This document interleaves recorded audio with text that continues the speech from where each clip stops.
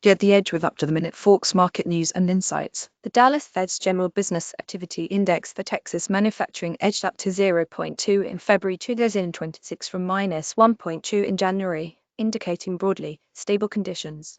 The Company Outlook Index was unchanged at 3.1, while the Uncertainty Index increased to 6.5, but remained below its historical average. Employment continued to expand, with the Employment Index steady at 7.5, and work weeks lengthened as the hours worked index rose to 6.1 from 0.7. Pricing dynamics were mixed.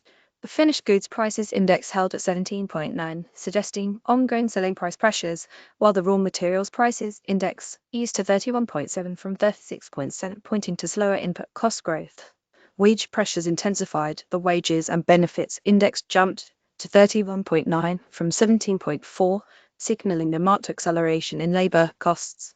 Forward-looking measures were generally positive. The Future Production Index climbed 5 points to 34.3, underscoring solid output expectations, while the Future General Business Activity Index edged down to 12.7, indicating continued, albeit slightly less robust, optimism about overall conditions. Grid trading done right. Try the robust Grid Expert Advisor for controlled risks. Details here.